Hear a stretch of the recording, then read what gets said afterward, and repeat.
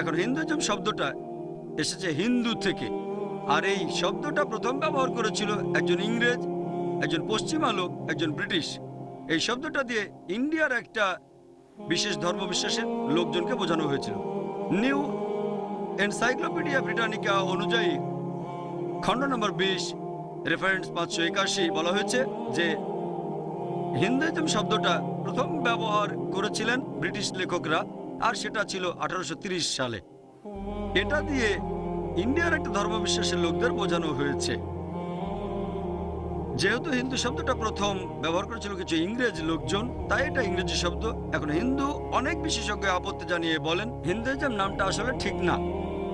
এই ধর্মটার সঠিক নাম হওয়া উচিত আসলে সনাতন ধর্ম, অর্থাৎ চিরস্থায়ী ধর্ম, অথবা বেদিক ধর্ম, যার অর্থ বেদ অনুযায়ী ধর্ম। আর স্বামী বিবেকানন্দের মতে হিন্দুইজম নামটা সঠিক নয়, এর অনুসারীদের বলা উচিত বেদান্তবাদী, তার মানে যারা বেদ অনুসরণ করে। তাহলে এক কথায় এই হিন্দু শব্দটা একটা ভৌগোলিক সংজ্ঞা, যেটা দিয়ে ইন্ডিয়ার সব মানুষকে বোঝানো হচ্ছে। শব্দটাকে ধর্মের সাথে জুড়ে দেওয়া হয়েছে আরো অনেক পরে। হিন্দুইজম শব্দটা প্রথম ব্যবহার করা হয়েছিল 1830 সালে, করেছে ব্রিটিশ লেখকরা। এটা একটা ইংরেজি শব্দ। এরপর সনাতন ধর্ম শব্দটা বেদিক ধর্ম আর বেদান্তবাদী, এগুলো আরো সঠিক। তবে এই শব্দগুলো হিন্দু ধর্মগ্রন্থে পাবেন না। এই শব্দগুলো গত 200 বছর ধরে এই দেশে প্রচলিত আছে। আসুন এবার আমরা ইসলাম শব্দটার অর্থ বোঝার চেষ্টা করি। ইসলাম এটা এসেছে আরবি শব্দ সালাম থেকে, যার অর্থ শান্তি। এর আরেকটা মূল শব্দ সিলম, যার অর্থ আল্লাহ তাআলার কাছে আত্মসমর্পণ করা। এক কথায় ইসলামের অর্থ আল্লাহ তাআলার কাছে আত্মসমর্পণের মাধ্যমে শান্তি অর্জন করা। যদি কেউ আল্লাহর কাছে নিজের ইচ্ছাকে সমর্পণ করে, তাহলে সে হবে একজন মুসলিম।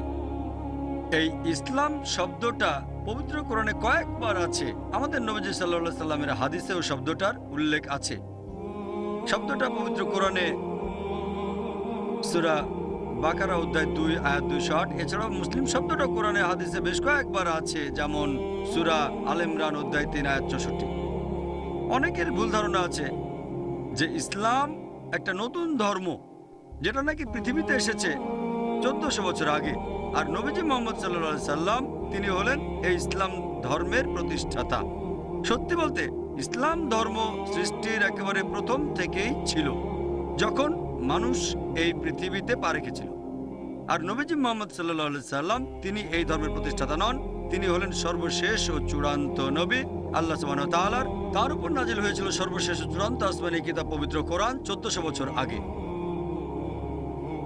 আজকে আমার এই লেকচারে আমি সেই সব সাদৃশ্য নিয়ে কথা বলবো না হিন্দুইজম আর ইসলামের মধ্যে যেসব সাদৃশ্যের কথা এই দুই ধর্মের অনুসারীরাই মোটামুটিভাবে জানেন। এরকম সাদৃশ্যের কথা বলবো না যে দুটো ধর্মই বলছে সত্যি কথা বলা উচিত, আপনি মিথ্যে বলবেন না, নিষ্ঠুরতা করবেন না, আপনি দয়া করবেন, আপনি চুরি করবেন না। এই সাদৃশ্যগুলোর কথা দুই ধর্মের অনুসারীরাই কম বেশি জানেন। সত্যি বলতে আমি এখানে সেই সব সাদৃশ্যের কথাই বলবো যেগুলো সম্পর্কে এই দুই ধর্মের অনুসারীরা খুব বেশি কিছু একটা জানেন না।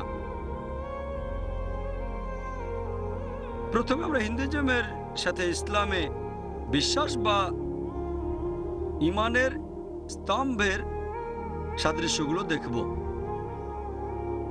আল্লাহ পবিত্র কোরআনে বলেছেন সূরা বাকারা অধ্যায় 2 আয়াত 177। আল্লাহ বলেছেন যে পূর্ব দিকে অথবা পশ্চিম দিকে মুখ ফেরানোতে তোমাদের কোনো পুণ্য নেই, কিন্তু পুণ্য আছে যদি বিশ্বাস করো আল্লাহকে, বিশ্বাস করো পরকালে, বিশ্বাস করো ফেরেশতাগণে, আসমানি কিতাবে এবং নবীগণকে। একটা হাদিস এটা আছে সহিহ মুসলিমে 1 নম্বর খণ্ড বুক অব ঈমান অধ্যায় নম্বর 2 হাদিস নম্বর 6। এক লোক নবীজির কাছে এসে তাকে প্রশ্ন করলো যে ঈমান কি। নবীজি উত্তর দিলেন, ঈমান হচ্ছে বিশ্বাস করবে আল্লাহকে, সৃষ্টিকর্তাকে, তার ফেরেশতাগণকে, আসমানি কিতাবে, তার নির্দেশ, তার নবীগণকে পরকালের জীবনে অর্থাৎ মৃত্যুর পরের জীবন, এবং কদরে অর্থাৎ নিয়তি। তাহলে ইসলাম ধর্ম অনুযায়ী ইমানের স্তম্ভ হচ্ছে 6টা। প্রথমটা হচ্ছে সৃষ্টিকর্তাকে বিশ্বাস করা, দ্বিতীয় হচ্ছে তার ফেরেশতাগণকে বিশ্বাস করা, তৃতীয় হচ্ছে তার আসমানি কিতাবে বিশ্বাস, চতুর্থ তার রাসূলগণকে বিশ্বাস করা, পঞ্চম পুনরুত্থানের দিবসে বিশ্বাস করা অর্থাৎ পরকাল মৃত্যুর পরের জীবন, ষষ্ঠ হচ্ছে কদরে বিশ্বাস করা অর্থাৎ নিয়তি। প্রথমে আমরা আলোচনা করব হিন্দুইজম ইমানের প্রথম স্তম্ভটা সম্পর্কে কি বলে, অর্থাৎ সৃষ্টিকর্তা সম্পর্কে ধারণা। যদি কোনো সাধারণ হিন্দুকে জিজ্ঞেস করেন যে কতজন ঈশ্বরে বিশ্বাস করে, কেউ হয়তো বলবে 3 জন, কেউ বলবে 10 জন, কেউ বলবে 100 জন, কেউ বলবে 1000, আবার কেউ হয়তো বলবে 33 কোটি দেবদেবীতে বিশ্বাস করে। তবে এই প্রশ্নটা যদি কোনো জ্ঞানী হিন্দুকে জিজ্ঞেস করেন যিনি ধর্মগ্রন্থ ভালো করে পড়েছেন, তিনি আপনাকে বলবেন হিন্দুদের বিশ্বাস আর উপাসনা করা উচিত মাত্র একজন সর্বশক্তিমান ঈশ্বরকে। তবে সাধারণ হিন্দুরা একটা ফিলোসফিতে বিশ্বাস করে যেটাকে বলা হয় প্যান্থাইজম। সাধারণ হিন্দুরা বিশ্বাস করে যে সবকিছু ঈশ্বর, গাছ ঈশ্বর, সূর্য ঈশ্বর, চাঁদ ঈশ্বর, মানুষ ঈশ্বর, আবার সাপও ঈশ্বর। আর আমরা মুসলিমরা বিশ্বাস করি যে সবকিছু ঈশ্বরের, ঈশ্বর তারপরে এর শব্দটা আছে। সবকিছুর মালিক ঈশ্বর, গাছের মালিক ঈশ্বর, সূর্যের মালিক ঈশ্বর, চাঁদের মালিক ঈশ্বর, মানুষের মালিক ঈশ্বর, সাপের মালিকও ঈশ্বর। তাহলে হিন্দু আর মুসলিমদের মধ্যে প্রধান পার্থক্যটা হচ্ছে সাধারণ হিন্দুরা বলে সবকিছু ঈশ্বর, আর আমরা মুসলিমরা বলি সবকিছু ঈশ্বরের। ঈশ্বর তারপরে একটা এর শব্দ আছে। প্রধান পার্থক্য হচ্ছে এই এর শব্দটা। যদি আমরা এর শব্দটার সমাধান করতে পারি তাহলে হিন্দু আর মুসলিম একতাবদ্ধ হব। সেটা কিভাবে করব? কোরআন যেভাবে বলছে, এসো সেই কথায় যা আমাদের ও তোমাদের মধ্যে এক। প্রথম সাদৃশ্যটা কি? আমরা আল্লাহ ব্যতীত অন্য কারো ইবাদত করি না। আসুন এবারে দেখি হিন্দু ধর্মগ্রন্থগুলোতে সর্বশক্তিমান ঈশ্বর সম্পর্কে কি বলছে। এটা উল্লেখ আছে ছান্দোগ্য উপনিষদে অধ্যায় 6 অনুচ্ছেদ 2 পরিচ্ছেদ 1। বলা হয়েছে এটা সংস্কৃত উদ্ধৃতি, যার অর্থ ঈশ্বর কেবলমাত্র একজন, দ্বিতীয় কেউ নেই। তারপর উল্লেখ করা হয়েছে শ্বেতাশ্বতরা উপনিষদে অধ্যায় 6 অনুচ্ছেদ 9, ঈশ্বরের কোনো বাবা মা নেই, তার কোনো প্রভু নেই। সর্বশক্তিমান ঈশ্বরের কোনো বাবা মা নেই, তার কোনো বাবা নেই, তার কোনো প্রভু নেই, তার উপরে আর কেউ নেই। এটার উল্লেখ আছে শ্বেতাশ্বতরা উপনিষদে অধ্যায় 4 অনুচ্ছেদ 19। মহান ঈশ্বরের কোনো প্রতিমূর্তি নেই। এটারও উল্লেখ আছে শ্বেতাশ্বতরা উপনিষদে অধ্যায় 4 অনুচ্ছেদ 20। তার আকার কখনো দেখা যায় না, কেউ তাকে চোখ দিয়ে দেখতে পায় না। হিন্দু ধর্মগ্রন্থগুলোর মধ্যে সবচেয়ে বেশি পড়া হয় আর সবচেয়ে বেশি জনপ্রিয় ভগবদ্গীতা। ভগবদ্গীতায় উল্লেখ করা হয়েছে অধ্যায় 7 অনুচ্ছেদ 20, জাগতিক আকাঙ্ক্ষা যাদের বিচার বুদ্ধিকে কেড়ে নিয়েছে তারা নকল ঈশ্বরের উপাসনা করে। তার অর্থ বস্তুবাদী লোকজন নকল ঈশ্বরের উপাসনা করে, সর্বশক্তিমান ঈশ্বরকে বাদ দিয়ে নকল ঈশ্বরের উপাসনা করে থাকে। এটার উল্লেখ করা হয়েছে ভগবদ্গীতায় অধ্যায় 10 অনুচ্ছেদ 3, যারা চেনে তারা জানে আমি জন্ম নেইনি, কোনো শুরু নেই, জগৎ সমূহের সর্বময় প্রভু। হিন্দু ধর্মগ্রন্থগুলোর মধ্যে সবচেয়ে পবিত্র হচ্ছে বেদ। যজুর্বেদে উল্লেখ করা হয়েছে অধ্যায় 32 অনুচ্ছেদ 3, মহান ঈশ্বরের কোনো প্রতিমূর্তি নেই, মহান ঈশ্বরের কোনো প্রতিমা নেই। এছাড়াও বলা হয়েছে তিনি কখনো জন্মাননি, একমাত্র তার উপাসনা করা উচিত।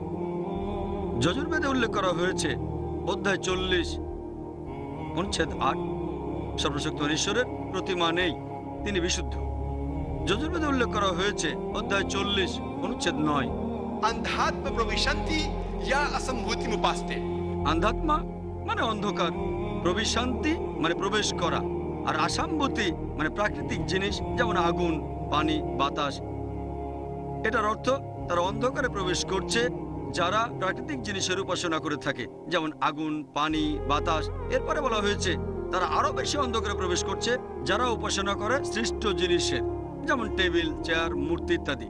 একথা কে বলেছে? যজুর্বেদ অধ্যায় 40 অনুচ্ছেদ 9। আর হিন্দু ধর্মগ্রন্থে বেদগুলোর মধ্যে সবচেয়ে পবিত্র হচ্ছে ঋগ্বেদ। ঋগ্বেদে উল্লেখ আছে গ্রন্থ নম্বর 1 অনুচ্ছেদ 164 পরিচ্ছেদ 46, যে শ্লোকটা অনুষ্ঠানের শুরুতেই শ্রদ্ধেয় পণ্ডিত বলেছিলেন, বলা হয়েছে একম সৎ विप्रा बहुधा वेदांते, एकम सत विप्रा बहुधा वेदांते। যার অর্থ সত্য একজনই, ঈশ্বর একজন, জ্ঞানীরা তাকে বিভিন্ন নামে ডেকে থাকেন।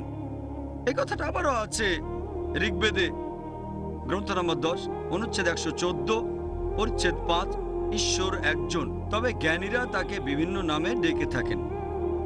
আর শুধুমাত্র ঋগ্বেদেই গ্রন্থ নম্বর 2 অনুচ্ছেদ 1 এখানে সর্বশক্তিমান ঈশ্বরের 32টা আলাদা বৈশিষ্ট্যের কথা বলা হয়েছে, যার অনেকগুলো তখন আমাদের শ্রদ্ধা পণ্ডিত বলেছেন। তার মধ্যে একটা আছে ঋগ্বেদে গ্রন্থ নম্বর 2 অনুচ্ছেদ 1 পরিচ্ছেদ 3, সেটা ব্রহ্মা। ব্রহ্মা এর অর্থ সৃষ্টিকর্তা। আমাদের মুসলিমদের কোনো আপত্তি নেই কেউ যদি সর্বশক্তিমান ঈশ্বরকে বলে খালিক বা সৃষ্টিকর্তা, কিন্তু কেউ যদি বলে যে সৃষ্টিকর্তা হলেন সর্বশক্তিমান ঈশ্বর, তার 4টা মাথা, প্রত্যেক মাথায় মুকুট, আমরা মুসলিমরা তখন প্রবল আপত্তি জানাবো। এছাড়াও আপনি শ্বেতাশ্বেতরা উপনিষদের বিরুদ্ধে যাচ্ছেন। অধ্যায় 4 অনুচ্ছেদ 19 বলা হয়েছে না তস্য প্রতিমা আস্তি, ঈশ্বরের কোনো প্রতিমূর্তি নেই। আরেকটা নাম আছে ঋগ্বেদে গ্রন্থ নম্বর 2 অনুচ্ছেদ 1 পরিচ্ছেদ 3, সেটা বিষ্ণু। বিষ্ণু এর অর্থ পালনকর্তা, রক্ষাকর্তা। যদি এই শব্দটার আরবি করেন তখন সেটাকে বলা যায় রব। আমাদের মুসলিমদের কোনো আপত্তি থাকবে না যদি কেউ বলে সর্বশক্তিমান ঈশ্বর হলেন রব বা পালনকর্তা বা রক্ষাকর্তা, কিন্তু কেউ যদি বলে পালনকর্তা হলেন সর্বশক্তিমান ঈশ্বর, যার 4টা হাত আছে, তার একটা ডান হাতে রয়েছে চক্র, আরেকটা হাতে রয়েছে শঙ্খ, তিনি গরুর নামে একটা পাখির পিঠে চড়ে ঘুরে বেড়ান, সাপের বিছানার উপর শুয়ে থাকেন, আমরা মুসলিমরা তখন প্রবল আপত্তি জানাবো। এছাড়াও আপনি যজুর্বেদের বিরুদ্ধে যাচ্ছেন। অধ্যায় 32 অনুচ্ছেদ 3 বলছে না তস্য প্রতিমা আস্তি, ঈশ্বরের কোনো প্রতিমূর্তি নেই। যদি আপনি ঋগ্বেদ পড়েন এই সব বর্ণনা কিন্তু নেই, শুধু নামগুলো সেখানে বলা হয়েছে যে সর্বশক্তিমান ঈশ্বর সৃষ্টিকর্তা, তিনি পালনকর্তা, তিনি রক্ষাকর্তা। এই বৈশিষ্ট্য আমাদের কোনো আপত্তি নেই, তবে তার কোনো প্রতিমূর্তি নেই, কারণ বেদ বলছে সর্বশক্তিমান ঈশ্বরের কোনো প্রতিমূর্তি নেই। ঋগ্বেদে উল্লেখ করা হয়েছে গ্রন্থ নম্বর 8 অনুচ্ছেদ 1 পরিচ্ছেদ 1, মা চিদনয়তি সংসদ। এই সংস্কৃত শ্লোকটার মানে এক ঈশ্বর ব্যতীত আর কারো উপাসনা করো না। ঋগ্বেদে উল্লেখ করা হয়েছে গ্রন্থ নম্বর 6 অনুচ্ছেদ 45 পরিচ্ছেদ 16, या एक इतमुष्टि ही, শুধু তার প্রশংসা করো, সত্যিকারের ঈশ্বরকে। আর বেদান্তের ব্রহ্মসূত্র বলছে যে एकम ब्रह्म द्वितीय नास्ते, नहना नास्ते किंचन। হিন্দিতে বললে भगवान एक ही है, दूसरा नहीं है, नहीं है, नहीं है, जरा भी नहीं है। অর্থাৎ ঈশ্বর একজন, দ্বিতীয় কেউ নেই, আর কেউ নেই, আর কেউ নেই, আর কোথাও কেউ নেই। তাহলে যদি পড়ি হিন্দু ধর্মগ্রন্থগুলো, হিন্দু ধর্মে ঈশ্বরের ধারণা সম্পর্কে জানতে পারবো। আসলে এবার ইসলাম ধর্মে ঈশ্বরের ধারণা সম্পর্কে দেখি। ইসলাম ধর্মের সর্বশক্তিমান ঈশ্বর অর্থাৎ আল্লাহ তাআলা সম্পর্কে সবচেয়ে সেরা যে উত্তরটা কোরআনে দেওয়া আছে সেটা সূরা ইখলাস অধ্যায় 112 অনুচ্ছেদ 1 থেকে 4 বলা হয়েছে कुल हुवल्लाहु अहद, বলো তিনি আল্লাহ এক অদ্বিতীয়। अल्लाहुस समद, আল্লাহ তিনি সার্বভৌম ও চিরস্থায়ী। लम यलिद वलम यूलद, তিনি কখনো জন্ম নেননি, কাউকে জন্ম দেননি, वलम यकुल लहु कुफुवन अहद। আর তার সমতুল্য কিছুই নেই। এই হলো সর্বশক্তিমান ঈশ্বরের 4 লাইনের সংজ্ঞা, যেটা দেওয়া আছে পবিত্র কোরআনে সূরা ইখলাস। আর এই একই কথা উল্লেখ আছে হিন্দুদের পবিত্র ধর্মগ্রন্থগুলোতে। প্রথমটা হচ্ছে कुल हुवल्लाहु अहद, বলো তিনি আল্লাহ এক অদ্বিতীয়। একই কথা আছে ছান্দোক্য উপনিষদে অধ্যায় 6 অনুচ্ছেদ 2 পরিচ্ছেদ 1 বলা হয়েছে एकम एविदित्यम, ঈশ্বর কেবলমাত্র একজন, দ্বিতীয় কেউ নেই। দ্বিতীয় আয়াত अल्लाहुस समद, আল্লাহ তিনি সার্বভৌম চিরস্থায়ী। ভগবদ্গীতা একই কথা বলছে অধ্যায় 10 অনুচ্ছেদ 3 বলা হয়েছে তিনি হলেন সমগ্র জগৎসমূহের প্রভু। 3 নম্বর আয়াত, لم يلد ولم يولد। তিনি কখনো জন্ম নেননি, কাউকে জন্ম দেননি। একই কথা বলছে শ্বেতাশ্বেতর উপনিষদ অধ্যায় 6 অনুচ্ছেদ 9, বলা হয়েছে नाचास्य कसिच जनिता न चदीपा। যার মানে সর্বশক্তিমান ঈশ্বরের কোনো বাবা মা নেই, তার কোনো প্রভু নেই, তার কোনো মা নেই, তার কোনো বাবা নেই। শেষ আয়াতটা হচ্ছে वलम यकुल लहु कुफुवन अहद। তার সমতুল্য কিছুই নেই। একই কথা বলা হয়েছে শ্বেতাশ্বেতর উপনিষদ অধ্যায় 4 অনুচ্ছেদ 19। এছাড়াও আছে যজুর্বেদ অধ্যায় 32 অনুচ্ছেদ 3, বলা হয়েছে न तस्य प्रतिमा अस्ति। ঈশ্বরের সমতুল্যর কিছুই নেই, তার কোনো প্রতিমা নেই।